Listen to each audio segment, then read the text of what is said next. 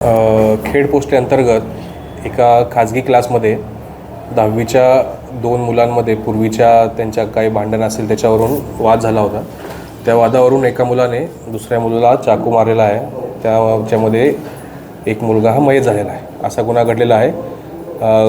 गुन्हा दाखल करण्याची प्रक्रिया चालू आहे आणि पुढचा तपास चालू आहे. दराचे किंवा शिक्षणाचे धडे घेणारी मुलं आज अशा क्रूरतेपर्यंत जात आहेत.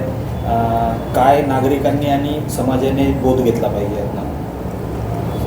आता हा तर नंतरचा विषय आहे. आपण याच्यावर हा सविस्तर विषय बोलण्याचा आहे. इथं थोडक्यात तो बोलता येणार नाही. परंतु आपल्या घरात काय मुलं करतात किंवा काय याच्याकडे सगळ्यांचं लक्ष असलं पाहिजे. त्या अनुषंगाने किंवा छोट्या मोठ्या गोष्टी जेव्हा होतात, छोटी भांडणं होतात, वाद होतात, तर त्याचं रिपोर्टिंग झालं पाहिजे, जेणेकरून त्यांच्यावर योग्य त्यावेळी योग्य ती जर कारवाई झाली तर त्या अनुषंगाने तो पुढचा मोठा होणारा प्रसंग टळतो.